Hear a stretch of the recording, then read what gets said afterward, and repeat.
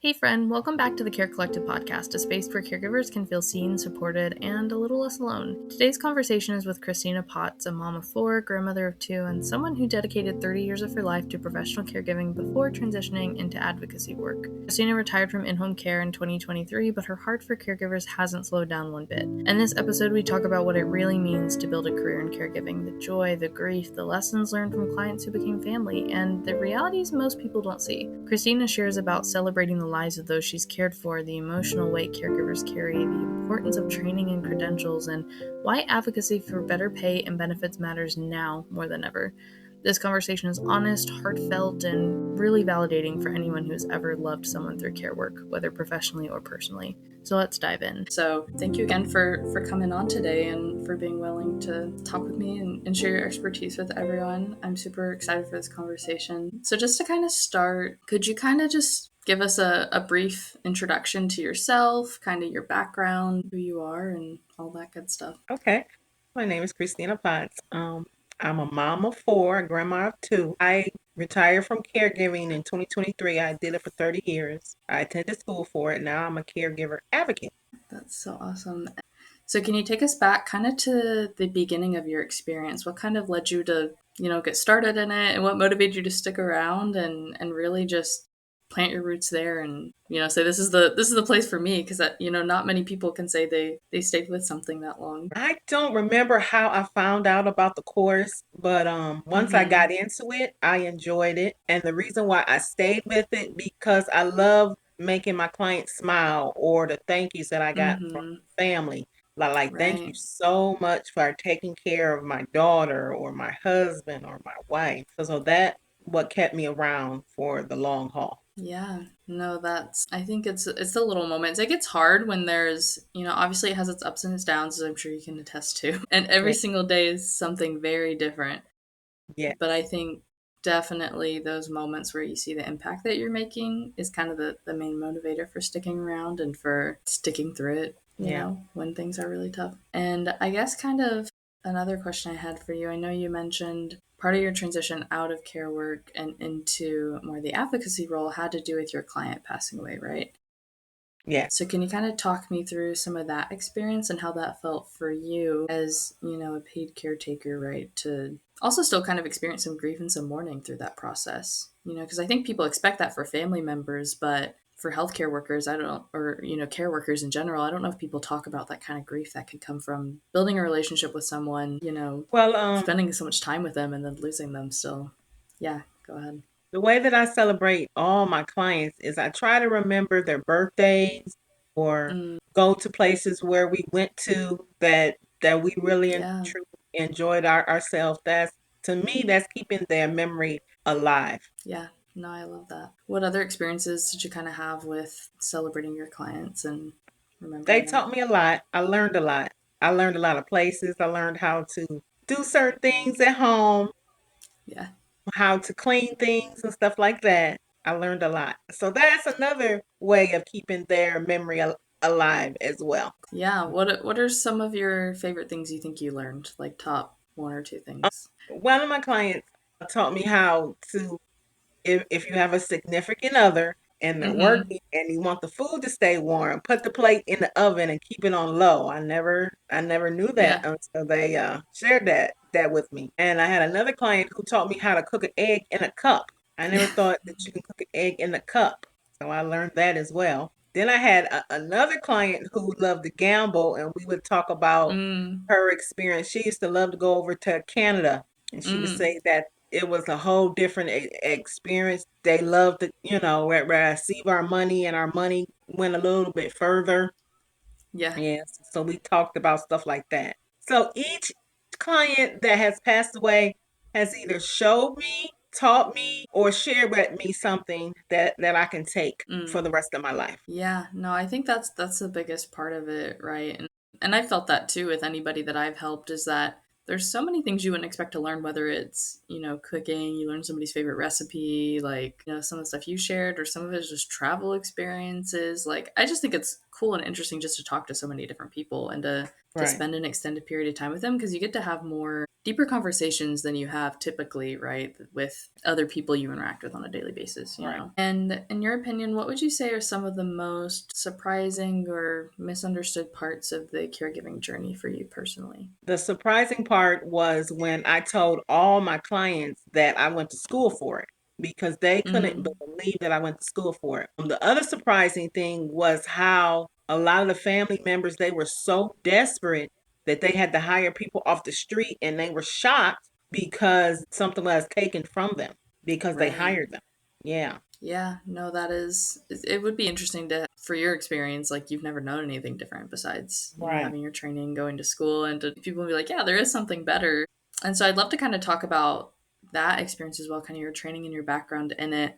I know you've been talking about how people were really shocked about that. Why do you think there's still a stigma or a surprise around formal education in this field? Because you would think it would be more normal at this point. Right. Because what I found is a lot of people don't think that caregiving is a career or is Mm, a job, because most of the time people get put into caregiving because there's nobody else around and it's a family member. So they just assume, like, well, okay, I'll take care of you, or you'll be able to take care of mom and dad. But it really is right. a career, and it really is a job. Yeah, no, it's, there's a lot of people that work in care, and honestly we would all do better if everyone could have more longevity in their career. I'm sure you saw this with the people you worked with, that Right. you know, consistency is key sometimes to keeping them stable, to keeping their situations improving even, right? And Yeah. so the more we can do to help people stay in their career and caregiving longer, the better it's going to be for everyone involved. So what was it like for you to go through trade school and get a home health aide certification? I think that's what you shared it was last time we talked. How did it Mhm. kind of shape your perspective or give you tools that prepared you for what came? Although I'm sure you can't prepare for half the No. things you experience, but at least give you a good foundation, right? Well, it taught me empathy and how to, Mm, put your feelings aside, and mm-hmm. you're there to take care of that person. That's what Right, the schooling taught me. And right. from what the stories that I had from past clients is, a lot of them didn't do that. They Mm, either saw it as a job, and mm-hmm. however they treat their job, that's how they treated the person. Mm-hmm. So that's what it did. And that's what I think the reason why it's so important to not to look at this as a job, but more, I wouldn't say as a career, but you're really taking your feelings aside sometimes because you got to take care of that person. Because one time they might be up and happy and stuff one day, and then the next day you come in there, they're not feeling too good, they don't want to be bothered, Right, they don't want to talk. So it's not like it's a job like at a store or a clerk where it's the same thing right. every day. But caregiving is totally different. Yeah. No, it's really hard to build that skill and that resilience. Something I always like to ask people is what kind of self-care measures did you like to take that would help you kind of find that balance between, you know, giving to another person but still taking care of yourself? Well, since I rarely got days off, once I wasn't working, I would always find Right. ways or ideas that, made me laugh, relax, and Mm, really enjoy myself. So that's what I yeah. tried to do since I rarely got days off. Yeah. No, I love that. And for those considering caregiving as their career path, what kind of advice would you give them about getting credentialed or trained, or what kind of programs to look for? Uh, Try to find training and try to Mm-hmm. ask yourself, is this what you really want to do? Taking care of somebody else on a full-time basis. And like I said, there are ups and downs, and you might have a good day and you might have a bad day.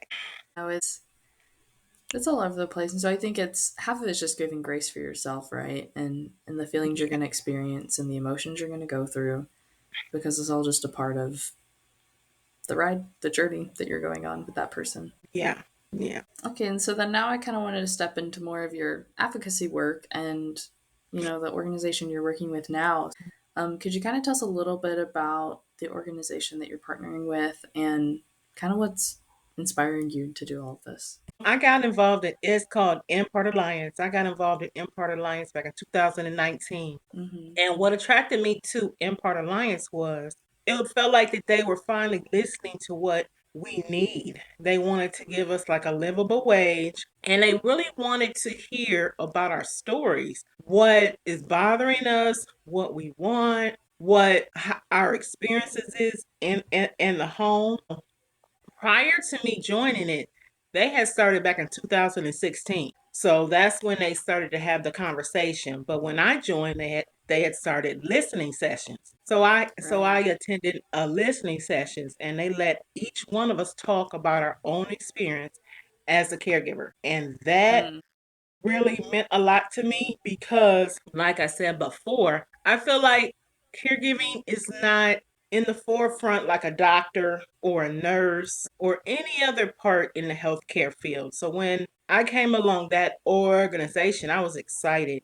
And what it has just done in the last 5 or 6 years is just amazing. Yeah, no, that's really exciting to see, and I think that's exactly what I love about talking to so many caregivers is just seeing like the heart and the passion, and it makes me sad when there's like nobody listening. So I'm glad to hear that there's a lot of organizations out there that are there to help people, that are there to give you a voice, that are there to just listen to things, because I think that's half of what you need sometimes is just somebody to listen and show that they care. Like I Right. think that would fix half the problem and half the experiences. Like there's sometimes I'll have a bad day with helping someone and I'll just call up a friend and be like, I just need to rant about what just happened. And then I feel so much better, after even just Yeah. that, and to see that there's steps they're taking to improve things. And that's what I'd kind of love to hear your thoughts on as well, because I think I shared with you during last discussion that there was a state senator in South Carolina that I'm Mhm. trying to get in touch with right now, because he's working on even just raising the pay for caregivers and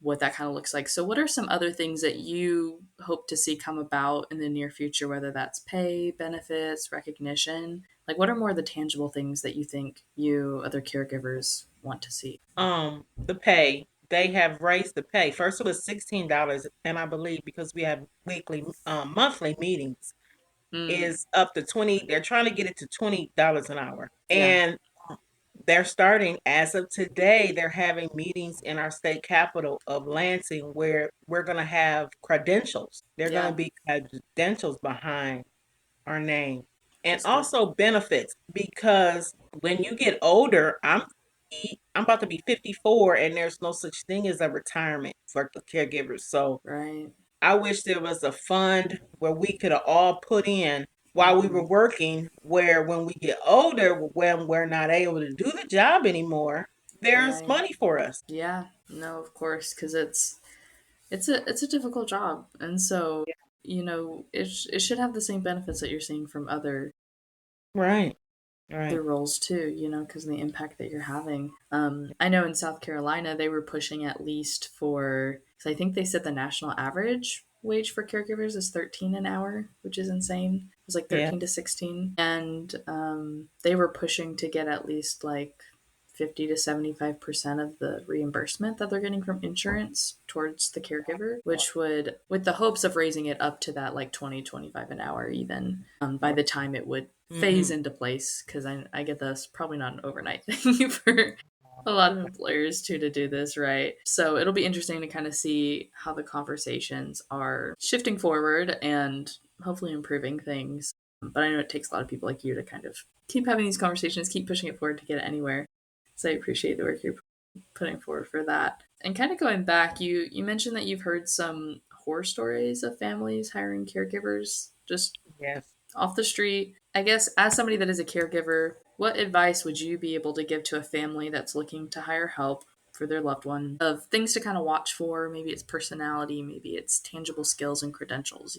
What kind of advice would you have for somebody going through that process of hiring help at the moment? I would say do a background check. One of the Mm, clients that I took care of, it was a live-in, and they did a mm, thorough background check. I would hope so. Right. So I would think, like, do a background check on that person.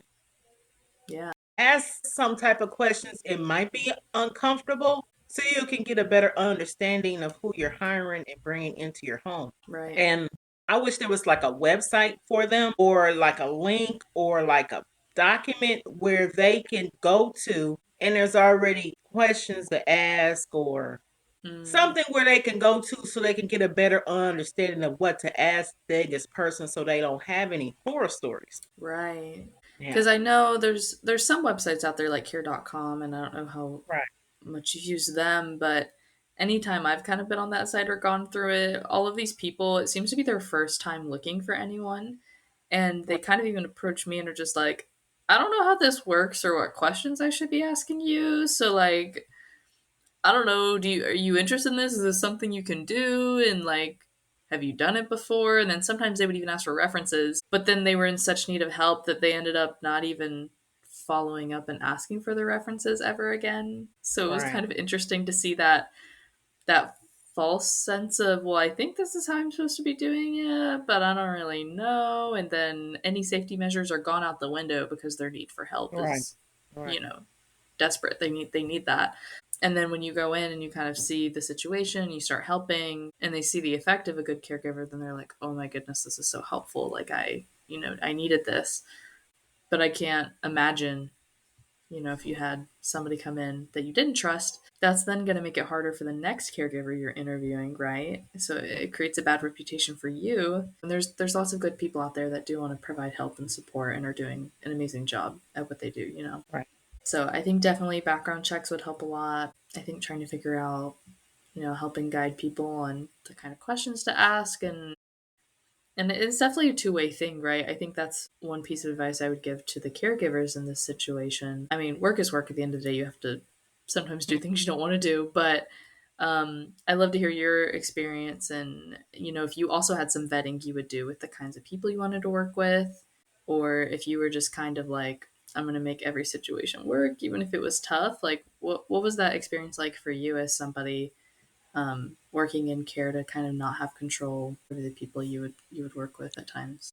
Rarely work with another person. I have worked with a lot of owners of the care agencies, but Oh, the sorry. I place, was meaning the clients you worked with, like the people the you're taking care client of. that Yes, um yes. I done been in homes where the agency was so desperate they didn't even tell me my client's name. That they were, yeah, Yeah, and I found a lot is they told me, the basic stuff, but going in there, you have to get your own routine, find out what's really going on, what they really need. So I don't know how the agency would train the caregiver differently, but right, that's what I found. Like, even though they right. told me, their age, what they have, where they live and stuff, if they have any pets and stuff, you got to find your own routine and get your own rhythm and see how it's going to interact, how you are going to interact with the person. And what I found in my many years is I get along better with women than men Hmm. Hmm. because of the sexual harassment that I've experienced. Mm, That's why. yeah, Yeah. yeah, And men are very more stubborn. They don't want to listen to hmm, what they're supposed to be doing or what type of help that you're offering them. So, right, towards the right. end of my actual in the home career, Hmm. I shied away from men and I only took care of women. Yeah, no, I don't blame you there. Yeah. I think unfortunately there's a lot to say about that. I'm Yeah. sorry you had to have that experience. And you don't have to get into the weeds or the details of this, but is there any kind of advice you would have to give in that area too if somebody's experiencing difficulties with that? Because again, there's nobody to help you in that. It's up to you. Like, Yeah, are you gonna keep going to this person and keep getting abused? Or are you going to ask for another case? So it's more right, on how you feel and what you feel comfortable on doing. That right. would be And yeah, no, and that's great. And I had a friend that had some rough experiences with this, and some of it was even coming from upper management in the group she was working for, and their lack of support of, her even saying, no, this makes me uncomfortable. And so I think I hear from home care agency owners, they want to talk about having a shortage of workers and how it's hard to find people. But if an employer were to stand up for you and protect you and say, yep, that's not acceptable, can't take a client like this, yeah. your employees are your most valuable resource, right? Like that's your service. That's who's interacting with people, that's who's caring for them. So if you can't protect them and put them first, then everything else falls apart. And I think that's part of what these advocacy groups and like the organization you're with, that's part of why they're important, because I think that's what people are seeing from a national level and a government level is if we're going to have a shortage of workers, everything gets terrible, and you know this is when things fall apart. So that's why we have to start pushing for these changes and start working for people and helping them just as much as we're trying to help the care recipients and the people receiving care. I totally agree. I totally agree. Yeah, you know all of this, so Yeah. that's been your life, and day in and day out, all the things you're pushing for. So I think it's great. Shifting a little bit, you mentioned that you're also working on writing a book right now and getting that out to people. Yes, I am. I'm in the process of Yes. writing a book. There's another lady that I was talking about my book, and Mm-hmm. by this being my first book, I didn't know the ins and outs. So we're gonna have like Right. a one-on-one, yeah, Very nice. class, and she's gonna help me because I think I have all this experience and information that I want to share, and I think it's important Mm-hmm. because Impart Alliance, the advocacy group that I'm with, they can only go so far. I want to take this national with the book. People in, or even global, people in Hawaii can read about my book, Right. people in Japan. So, Yeah. No, I love that. yeah, And you'll definitely have to let us know how that process I goes and will. when it's ready to read and all that, because I'm super excited, because I think, yeah, just even from our first conversation, I can tell you've got a lot of experience and a lot of heart to give Yeah. to all of this, and so I'm excited to be able to read all about it and to learn more from you. Um, Okay. I will let you know. Yes, yes, please do. And one other conversation that I wanted to have with you as well, kind of circling back, I know we talked about this earlier on, but talking about grief and how that is such a big part of the caregiving experience as well. Mhm. How do you think we can better support caregivers, not just during caregiving, but when it ends? Because I think I've even felt that now, is there's some people that I'm probably not going to be able to work with, getting ready to move and life changing and different things. But how do you kind of handle that, closing off the relationship, whether that's because of death, whether that's because of, changing companies, changing jobs? Because it still is a loss of a relationship sometimes when you don't get to see that person anymore, right? Right. Like I said, I think it should be more advocacy about caregiving and grief. But what I Mm-hmm. have done is I've tried to celebrate the experiences that I had with them, going to the Right, place that we went to, remembering the good times, because I don't know if there's ever going to be a person or a group or a line for caregiving and grief. I'm right. hoping that it is before I leave this world, but Yes. that's what I try to do. Yeah, no, I think that's great. I think that's beautiful. So, just to kind of close up our conversation here, three more questions for you. What do you wish the world understood about caregiving that you think they often miss the mark on? Again, I wish the world would see it as a career and a job.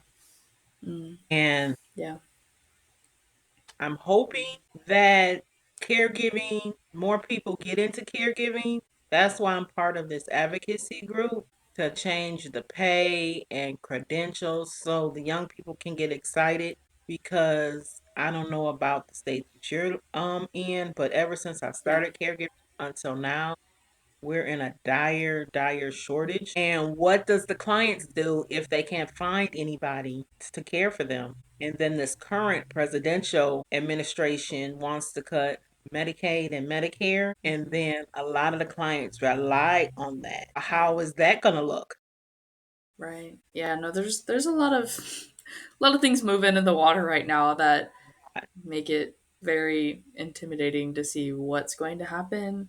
And I think in general, it still goes back to what we've been talking about, that it is a career that it should have the same value and honor as any other career, Yeah, and they deserve a voice. And on that note, too, if you could kind of magically change one thing about our current caregiving ecosystem in the United States, what would be the one thing you would push for? I will push for pay and benefits. Yes, yes. I think that is very, very important. And I think that the pay makes a world of a difference because, like you said, if they can't support themselves here, they're going to move on to something else. And I can tell you, at least in South Carolina, they said that there's a shortage in every single county, that there's a wait list of people looking for services.